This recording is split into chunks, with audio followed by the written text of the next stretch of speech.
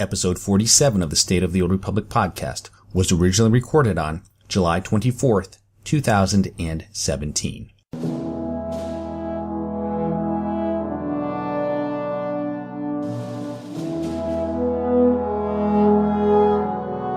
It's the State of the Old Republic podcast.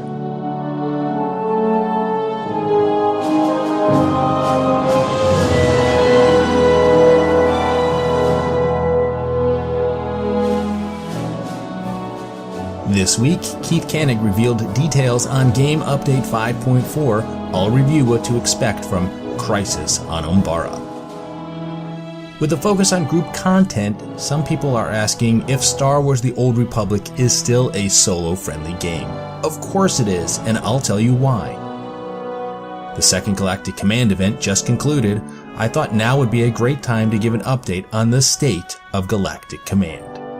Finally this week, I'll talk about the latest Cartel Packs, drop rates of items, and once again ask and answer the question, what's a good amount of credits to have in Star Wars The Old Republic?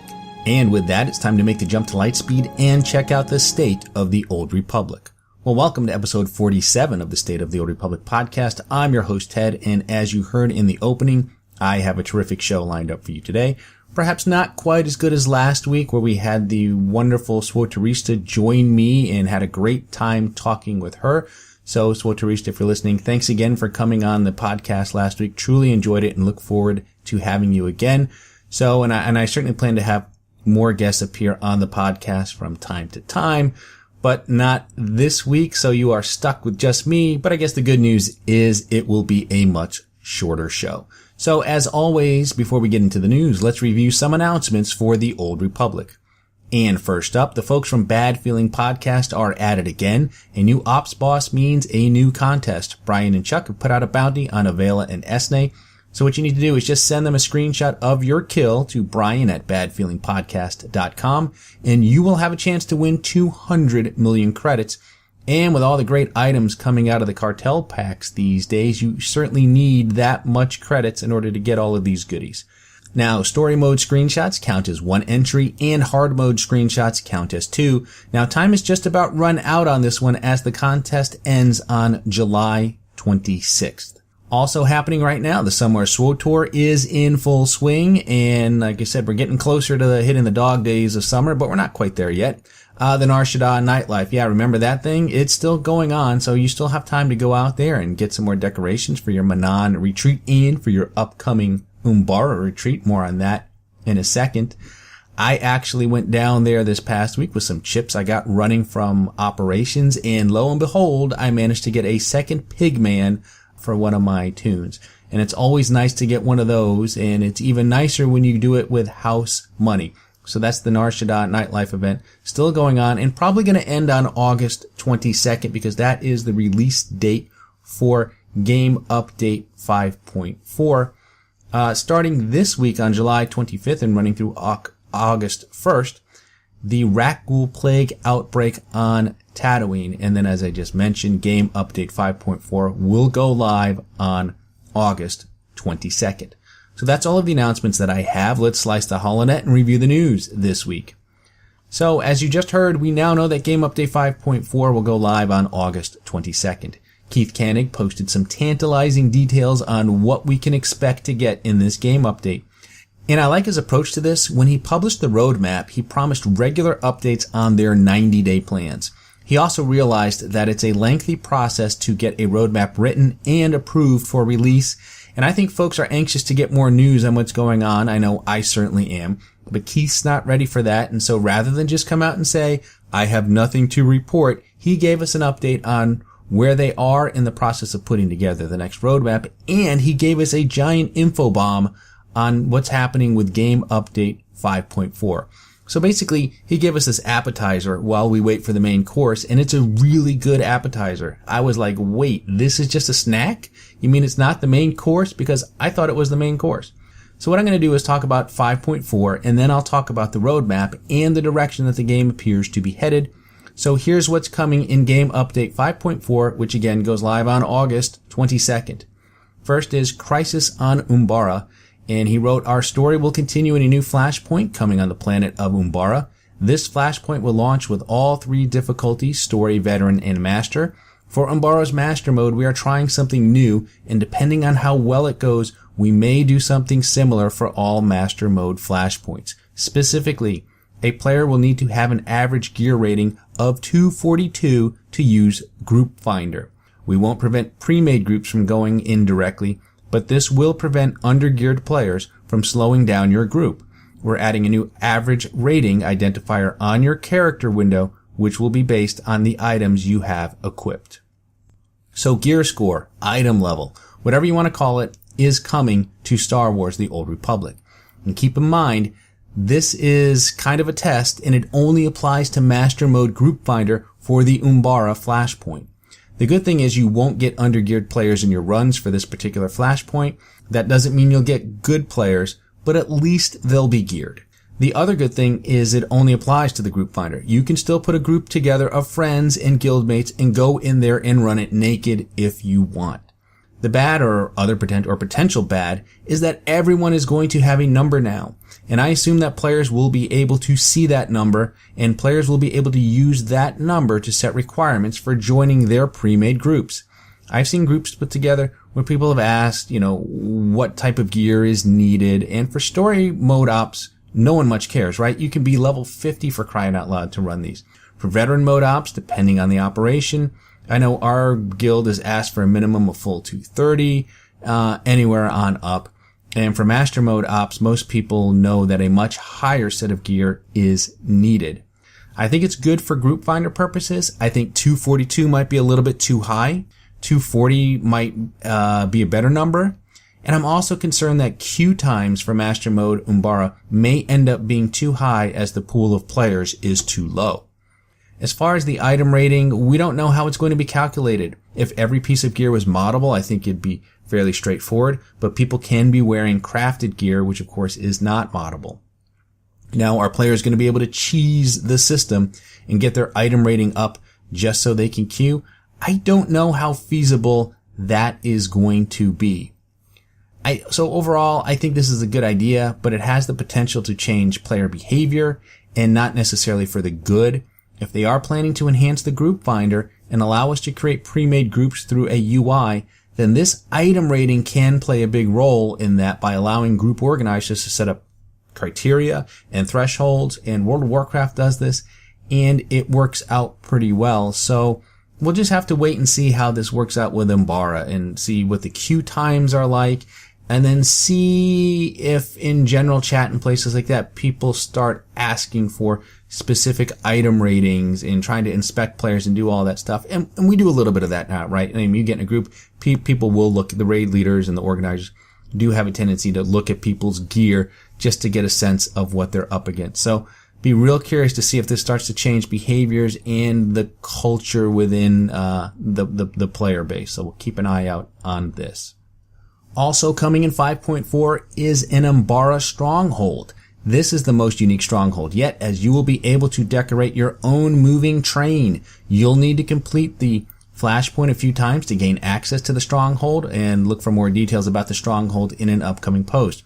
Wow. This is wow. I mean, I don't know what to say. I did not see this coming. Certainly not on the heels of the Anon Stronghold. In fact, if you asked me if we'd get another stronghold this year, I would have said it'd be Zakul, since that's been rumored for a long time now. And a moving train? I'm guessing it will be smallish, with different kinds of cars. I hope we can hop up on the roof and decorate that, because I think that would be kind of fun. And other than rocket trams on Corellia, I'm not sure I've seen a train in the Star Wars universe. So yeah, this will be truly unique, because I really don't have anything to base this on and what it would be like, both, on the outside and the inside. They said that we'll have to run the flashpoint a few times to gain access. I hope that means we can unlock it by running solo mode, and I hope it will be cheap. Make the unlock free and then pay for additional rooms or cars, I guess there will be.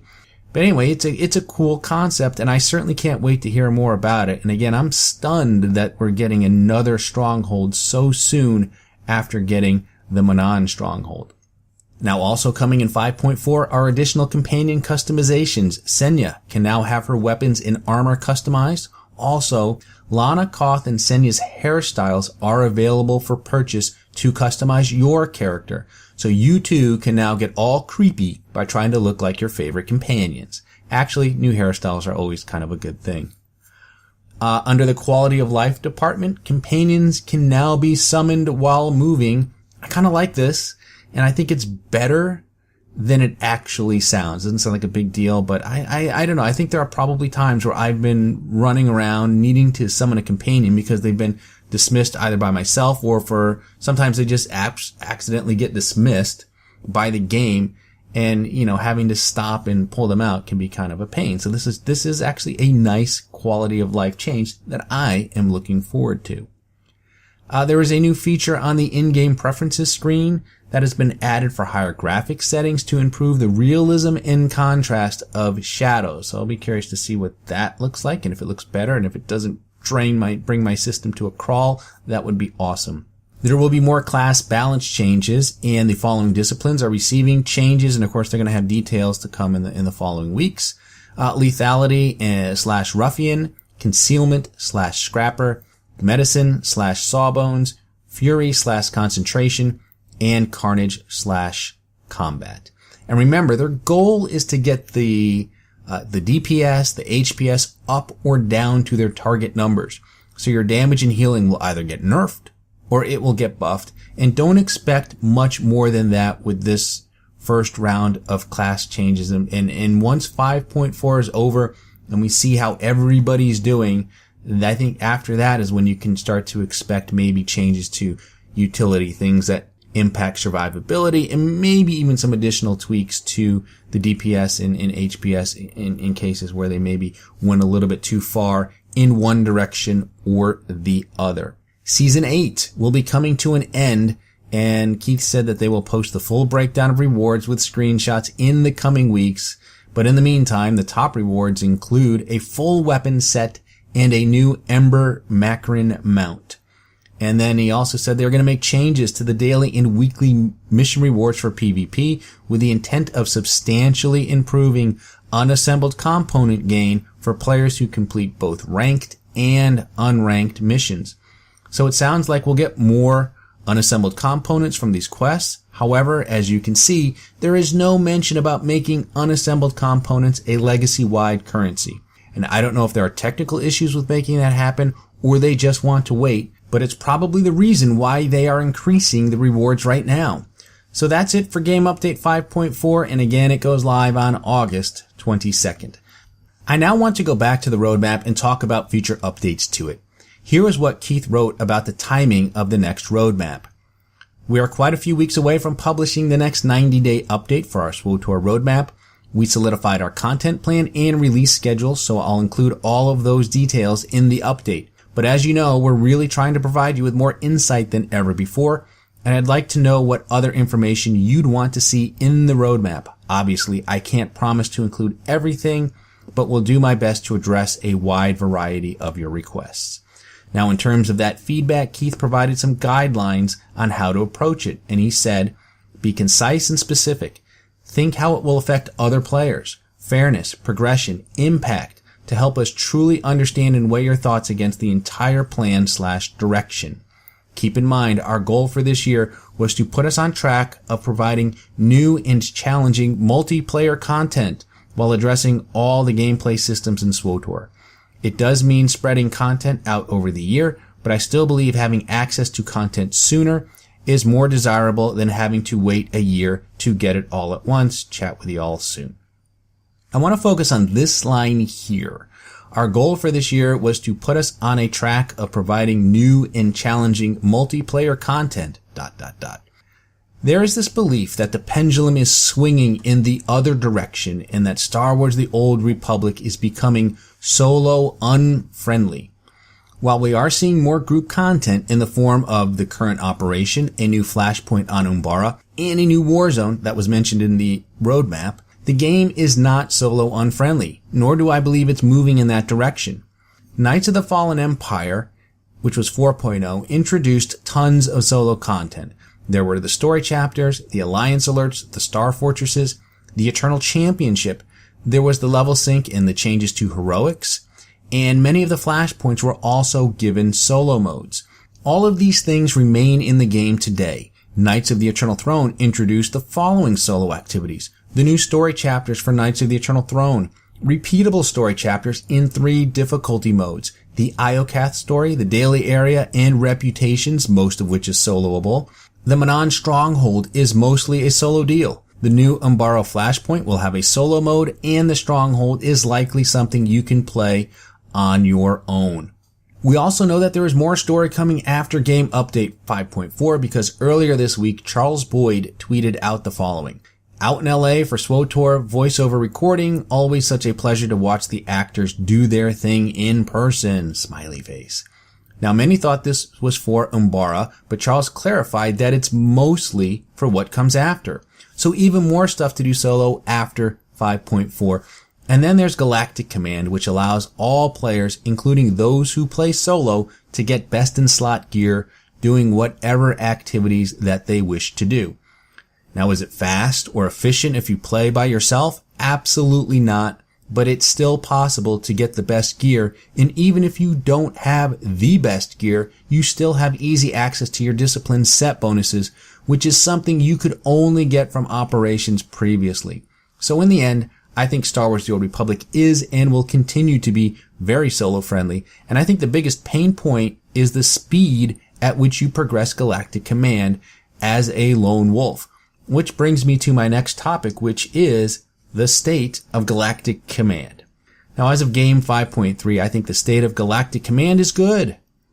It's come a long way since its release. Is it perfect? No, but we're no longer at the complete mercy of the RNG gods and whatever they decide to dole out in our command crates. Let's look at where it started and where we are today. When it launched, the only way to get gear was through Galactic Command crates. There were no other loot drops, and the only way to get Galactic Command crates was by earning CXP. Of course, that's still the case today. But in the beginning, the rate at which we earned CXP was abysmal. Anyone who reached Command rank 300 before Game Update 5.1 and the big CXP event truly grinded their butt off and deserves our respect. And if you meet them in person, might want to keep a little distance because that is some crazy amount of time and effort spent in the game playing Galactic Command. So yeah, in the beginning, Galactic Command was terrible. Then came 5.1 and the first set of major changes.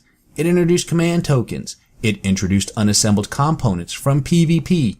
Ops bosses now had a chance to drop random gear pieces, with later bosses having a higher chance to drop a piece than earlier bosses. And there was also a new CXP boost you could buy with tokens. And then a couple of weeks after it was released came the big CXP event. And I have to say, this was pretty spectacular. It was like they turned up the spigot and the CXP and ranks really started to flow.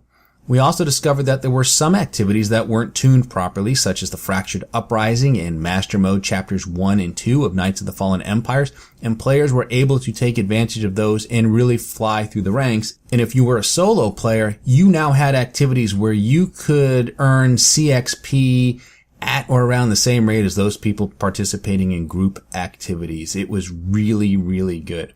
So at this point, things were much improved. Players were now able to progress through the ranks at a decent rate, but the gear was still very random. Even though you were getting gear faster, you still had no idea what gear you were going to get.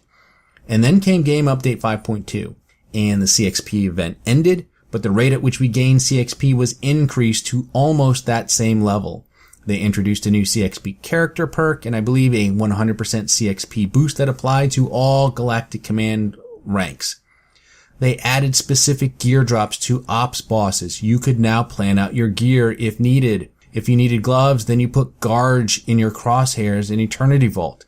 They added a new tier of gear, Tier 4. You could argue whether or not that was really necessary, but if you have it, you're pretty happy with it, I guess. They also adjusted the Tier 1 through 3 crates such that the higher your rank, the more likely you were to get a decent drop. So overall, I think Galactic Command is in a good place.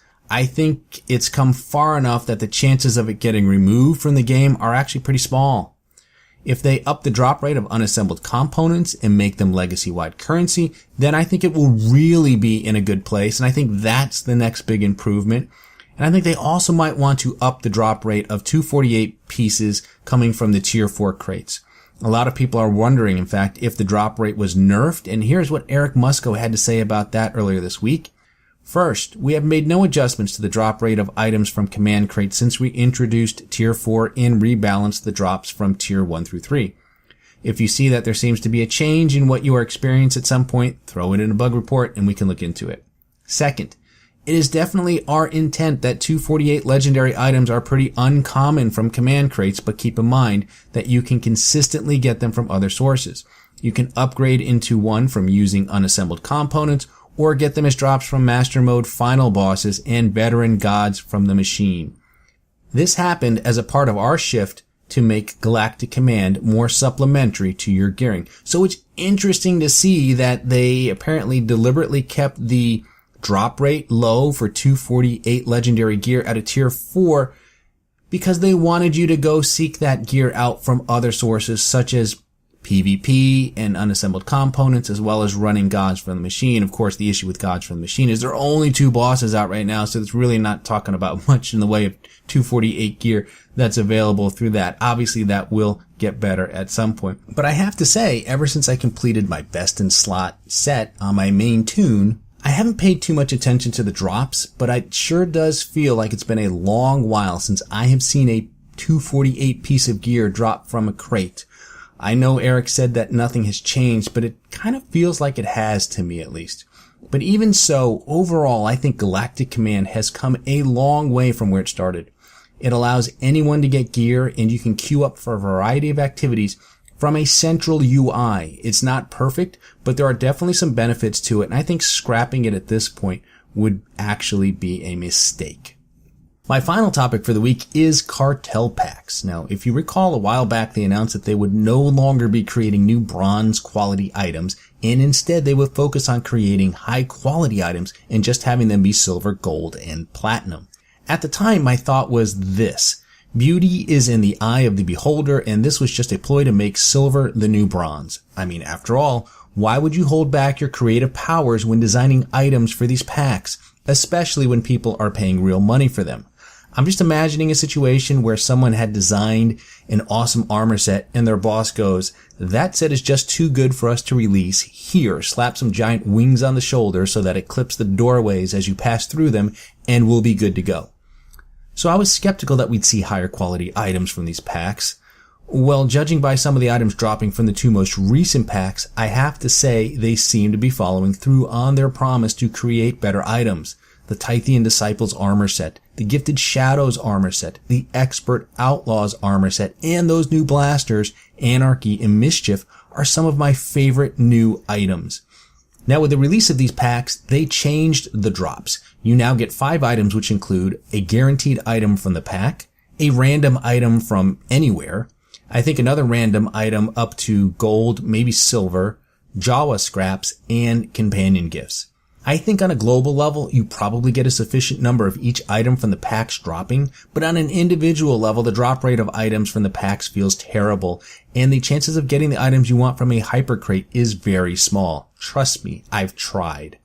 And what this means is you probably have to buy them from the GTN, which also leads to now a secondary problem, which is that of mass inflation for these items. Anarchy and Mischief are being listed for anywhere between 100 million to over 300 million credits.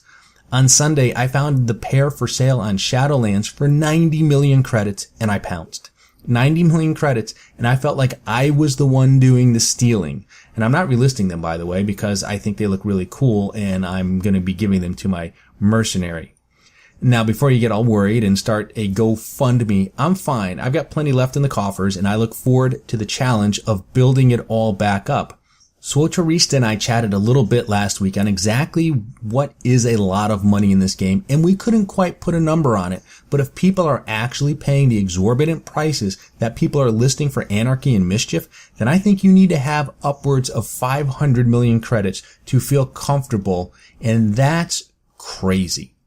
And speaking of crazy, guess what? It's time to cue the music because you've just survived another half hour listening to episode 47 of the State of the Old Republic podcast. I'm your host, Ted, and I thank you for tuning in. You can find this podcast on iTunes, Stitcher, Google Play, YouTube, and Buzzsprout. You can also listen to the show directly from the show's site, which is sotorpodcast.com. And there is an RSS feed where you can subscribe to the podcast directly. If you have a question for the show, you can email me at sotorpodcast@gmail.com. You can also tweet your question to me at @sotorpodcast, and be sure to follow me on Twitter to get the latest information on the show. Look for episode 48 on August 1st, 2017, and remember the Sith code, Cake is alive.